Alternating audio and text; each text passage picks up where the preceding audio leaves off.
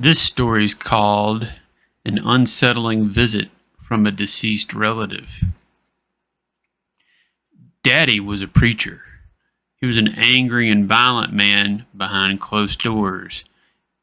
As a husband and a father, he was arrogant, condescending, demeaning, humiliating, self-absorbed, and narcissistic. In 2013, I hadn't spoken to Daddy in a couple years and woke up in the middle of the night with a feeling that someone was standing over my bed. I tried to just shake it off and go back to sleep several times, but it got so intense that I went to the living room and slept on the sofa. The next day, I found out that Daddy had died in the middle of the night. The next night was as if two fists were pounding down on the bed with me.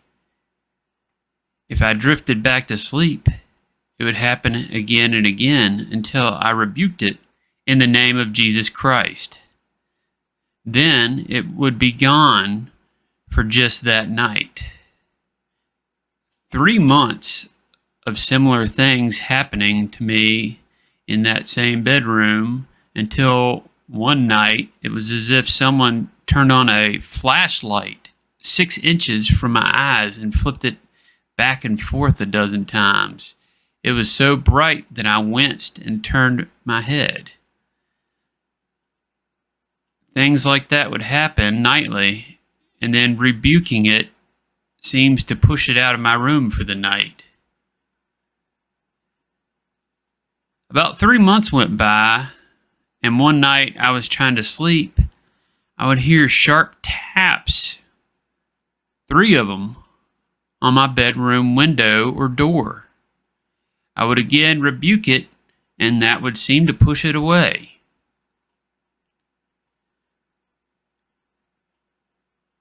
And then the third month after 3 months of this happening, there were poltergeist type activities. Things would happen during the day in the rest of the house.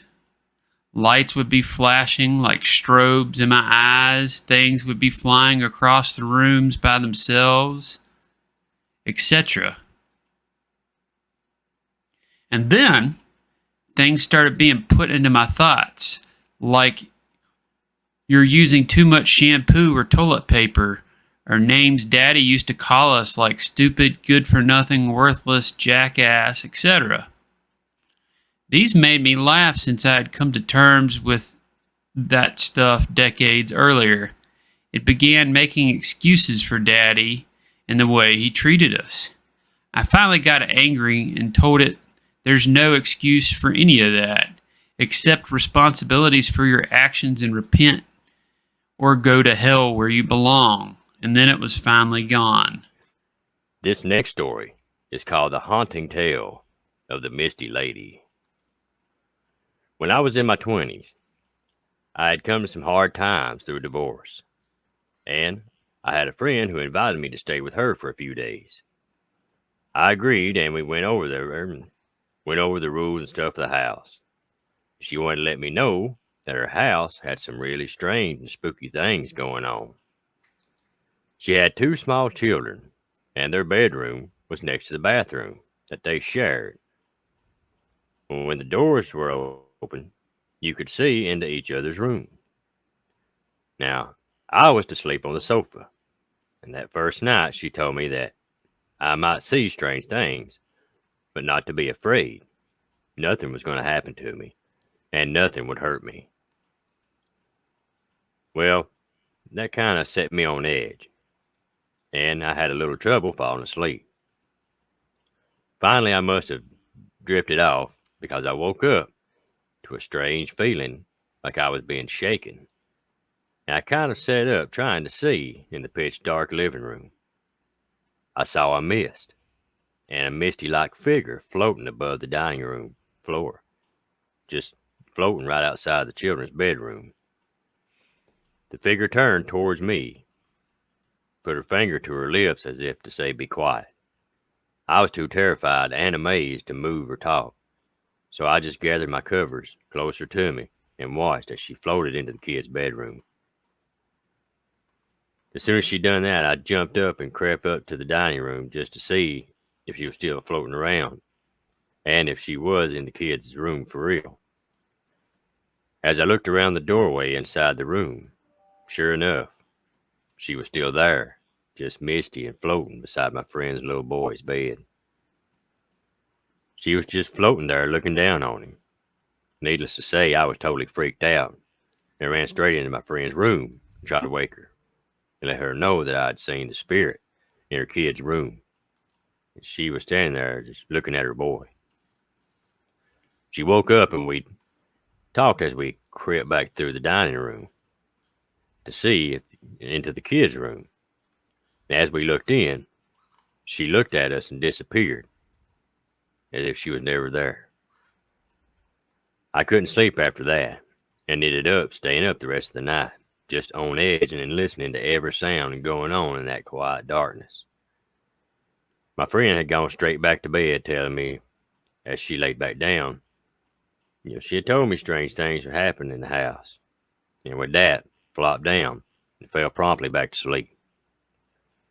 Well, in the morning, she got the kids up for school, picked up the bedroom and made the beds before taking the kids to school. When we went back to the house to just kind of hang out and eat a little snack, we decided to vacuum the house. I took the vacuum into the kids' room to do it first. Well, I stopped dead in my tracks when I saw the room. The toys were stacked on the shelves. The toys that had been stacked on the shelves were placed on the floor in different poses, a presumed act of play. The crayons were on the floor, and one was in the crease of a coloring book. The little boys' trucks and cars were set as if they were being raced, and the little girl dolls were set all around the room like they were being played with. One of them was tucked in the bed. One was in a little rocking chair. One of the little teddy bears was sitting on a rocking horse.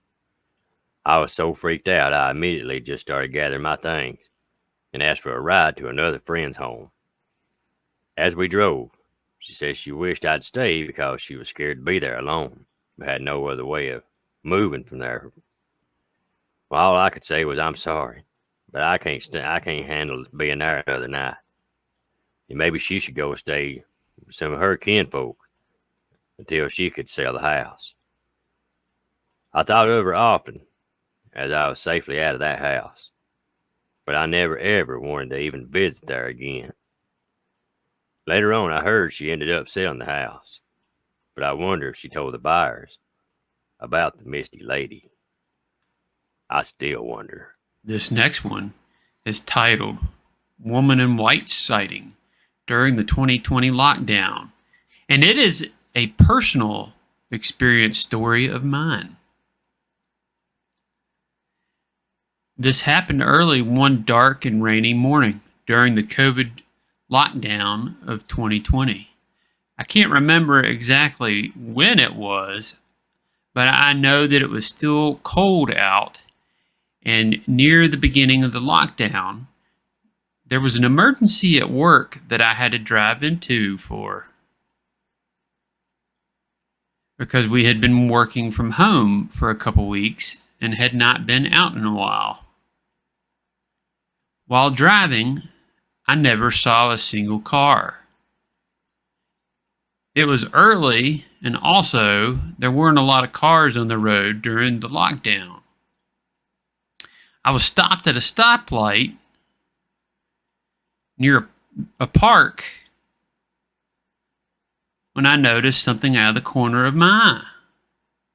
I saw a woman in a paper-thin looking dress walking down the street and down into the park. I remember thinking, well, that's odd. It was a cold, rainy morning and it's still dark out. So a woman in a thin dress like that with no jacket didn't really make a lot of sense. I looked up at the light again. It was still red. And then I looked back for the lady, and she had just completely vanished. I could still see further ahead down into the park, and there was no trace of her. I kept driving, and later it dawned on me I should have got my phone out and recorded her, because it would have been a cool thing to capture. Then, about a year or two later, I was talking to a friend of mine who's a local police officer when I started this YouTube channel, and he asked me if I had heard about all the deaths on the bridge right above the park. And then I remembered this story that took place, and I've always wondered if that woman could be the spirit of someone who passed away on that bridge. This next story is the possible encounter with a spirit at Point Pleasant TNT area, summer 2008.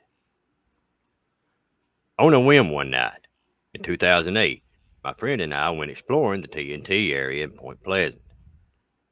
We've checked out the accessible igloos many times, only 3 of which were actually open, but he wanted to show me some more pallets, drums, and other debris that had recently been placed in front of a few of the privately owned igloos, which were located down a different trail than the one that held open to igloos.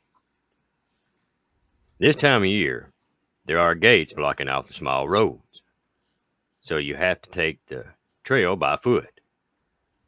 We had 2 flashlights, and the moon was really bright, so the trail was well lit. We went down the trail and got to see 3 igloos. Then the trail was cut off by a small stream that was overflowing, so we had to turn around. Near the first igloo, the one closest to the car, I smelled what I thought like a dead animal. I didn't say anything because even though the smell was really strong, I didn't smell it on our trip in. We were out in the middle of the wildlife area too, so it's only natural to smell dead animals sometimes. A few steps later, we were back to where we had parked the car. To get back to the car, we had to go around a big farm gate, which was no problem, except I'm a klutz. I got my pants stuck on a weed or something, so I was holding on to the gate's pole with both hands trying to shake myself free. My friend was laughing at me, and I was laughing but cursing. Staring down the ground, trying to figure out why I was so tangled up. Well, I felt like tall grass or weeds or something whipped around my ankles, but I didn't see them. In my peripheral vision, I saw a human form come towards me from my left side, the side closest to the car, and thus freedom. The, quote, person put his arm on my shoulder to steady me. At first, I thought it was my friend who had somehow managed to slip back behind me and was trying to help me out. Then it clicked. Something was really not right.